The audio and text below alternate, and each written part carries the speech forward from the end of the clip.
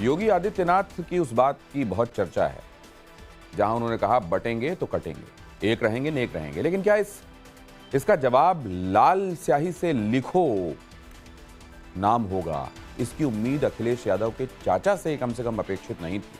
लेकिन योगी को मठाधीश बता चुके अखिलेश की लाइनों को एक कदम आगे बढ़ा रहे हैं शिवपाल यादव। और इत्तेफाक देखिए, आज ही अखिलेश को 27 के सत्ताधीश बताने वाले पोस्टर लखनऊ में चिपकाए गए। बिग एंड बोल्ड की पहली एक्सक्लूसिव स्टोरी यही समझने की कोशिश कर रही है ये मामला क्या है।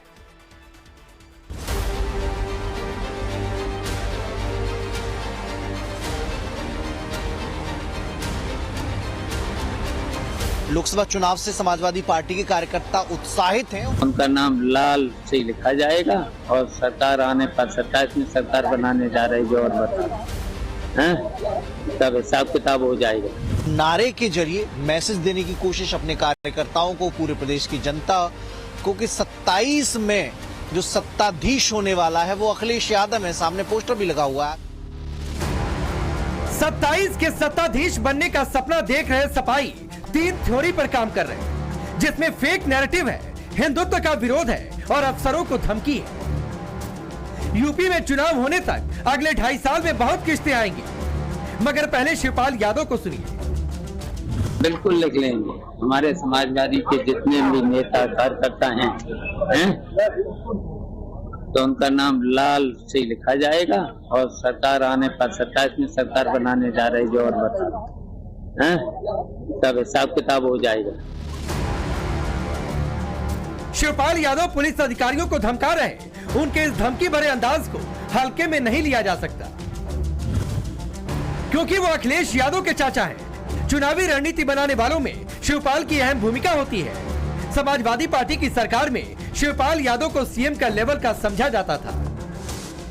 शिवपाल के कंधे पर कटहरी सीट के उपचुनाव का जिम्मा है। वहीं ऑन कैमरा चेतावनी दी। शिवपाल का ये बयान अखिलेश के अधिकारियों को दी जाने वाली धमकी का ही पार्ट है।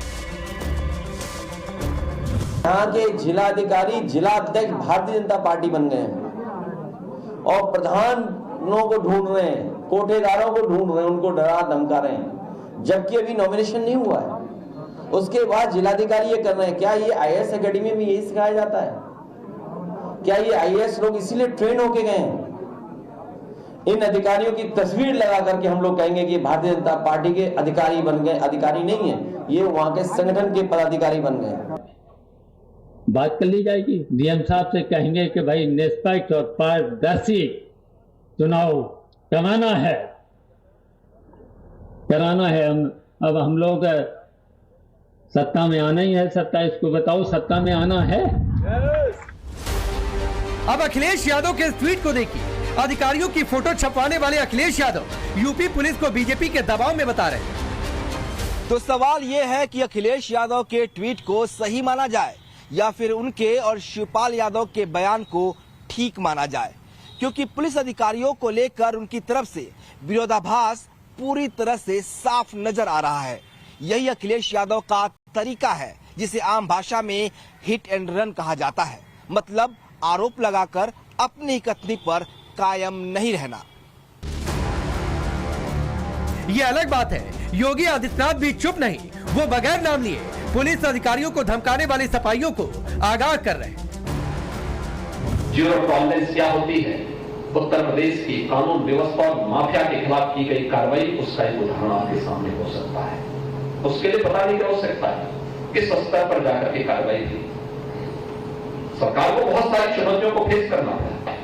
आज उत्तर प्रदेश पुलिस चलती है तो गुंडे और माफिया थर-थर कांपते हुए दिखाई देते हैं। उनको लगता है कि हाँ, पुलिसिंग कैसे होनी चाहिए। अब समाजवादियों को 27 में सत्ता मिलेगी या नहीं, ये इसका जवाब 2.5 साल बाद मिलेगा। मगर लखनऊ में चस्पा किए गए इस फोटो की वो गलतियां सुन लीजिए जो अखिलेश के हसीन ख्वाब में हंसी का पात्र बन गई है।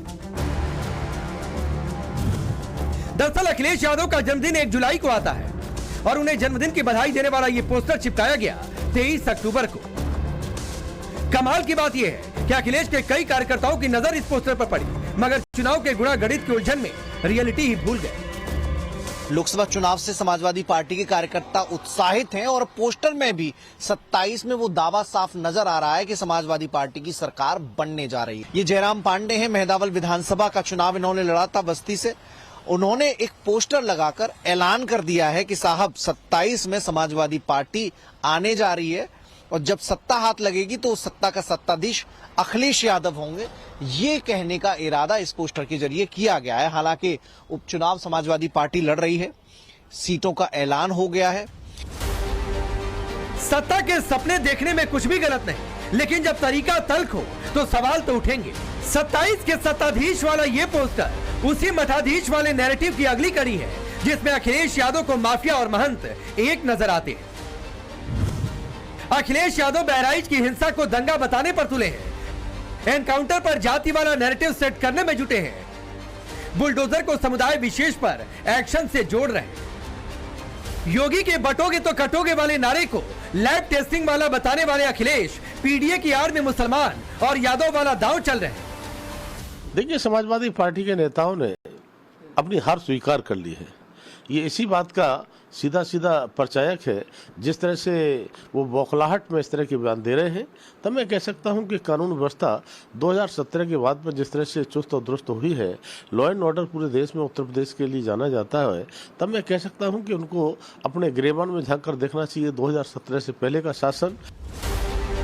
बहराइच के दंगों को यूपी उपचुनाव से जोड़ने वाले अखिलेश के लोकसभा चुनाव से पहले एंटी हिंदुत्व फॉर्मूले को कौन भूल सकता है।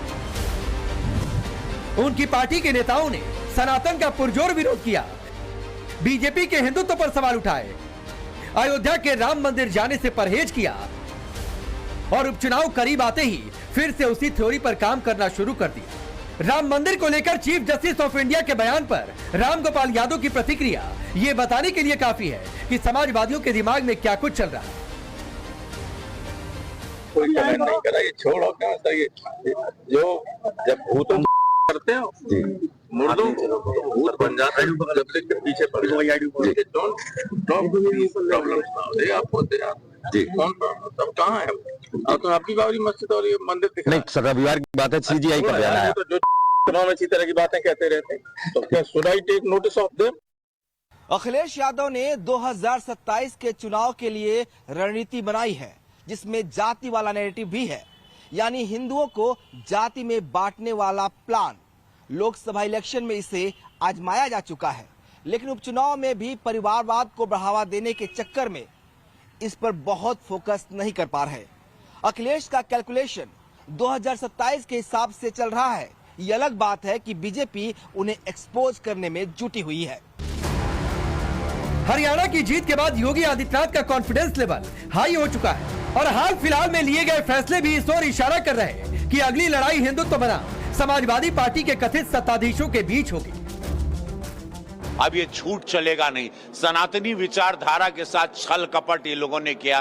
भारत शांतिपूर्वक चल रहा था, ना यहाँ कोई दंगा होता है। इतने सारे कई करोड़ मुसलमान उत्तर प्रदेश में रहते हैं, लेकिन ये लोगों ने बहुत सारा झूठ, जो विरोधियों ने बोला, इनका झूठ उनके सामने आ गया। अब आप देखिएगा, हम लोग झारखंड जीतेंगे और एक वन साइडेड जीतेंगे, उपचुनाव उत्तर प्रदेश का जीतेंगे। योगी आदित्यनाथ जिस तरह अयोध्या का राम मंदिर मुद्दा थामे है, उससे यह तय है कि वो अखिलेश के सनातन विरोधी एजेंडे को इसी के जरिए ध्वस्त करने की कोशिश करेंगे और फिर 2025 में होने वाला प्रयागराज का कुंभ माफिया और मठाधीश को नए सिरे से उठाएगा।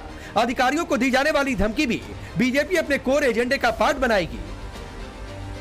समाजवादी पार्टी केवल जाति और मजहब के समीकरण के आधार पर और अफवाहें फैला करके चुनाव जीतना चाहती है, लेकिन काट की हड्डी बार बार चढ़ती नहीं है। 2024 के चुनाव में उनको कुछ सीटें जरूर मिली, लेकिन इसका मतलब ये नहीं है कि वो उत्तर प्रदेश में फिर से जनता को बरगला पाएंगे। 2027 का चुनाव तो बहुत दूर है, अभी तो उपचुनाव है। इन उपचुनाव में समाजवादी पार्टी बुरी तरह से पराजित हुई। एक तरफ अखिलेश के फेक नैरेटिव है, तो दूसरी तरफ योगी आदित्यनाथ का विकास वाला विजन है।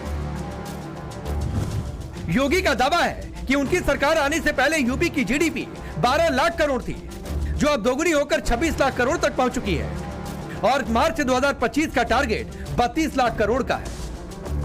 योगी का दावा है कि 2017 में यूपी में निवेश की स्थिति बेहद खराब थी, मगर उनकी सरकार में ग्लोबल इन्वेस्टर समिट के जरिए 40 लाख करोड़ रुपए के निवेश का प्रस्ताव मिला है और टारगेट 2027 तक यूपी को $1 ट्रिलियन की इकोनॉमी बनाना है। योगी का फोकस यूपी की 25 करोड़ की आबादी है, जबकि अखिलेश के लिए 20% मुस्लिम और 9% यादव टॉप प्रायोरिटी है। कि पहले की सरकार वन डिस्ट्रिक्ट वन माफिया पालती थी, क्योंकि माफिया ही उनके निवेश थे। उन्होंने माफिया का निवेश किया, परिणाम क्या था? उत्तर प्रदेश तबाह था। वे यहां शोषण तो करते थे, वे लोग यूपी के अंदर अव्यवस्था और अराजकता भी फैलाते थे। न बेटी सुरक्षित थी, न व्यापारी का ही सम्मान बचा था। यूपी में 13 नवंबर को विधानसभा की 9 सीटों पर उपचुनाव है। योगी इसके लिए हिंदुत्व को धार दे रहे हैं, जो कि उनकी यूएसपी रही। लेकिन अखिलेश का रिएक्शन बहुत ज्यादा चर्चा में है। उनके धमकी भरे तेवरों पर सवाल उठ रहे हैं। लखनऊ से मनीष यादव के साथ bureau report, times now Bharat.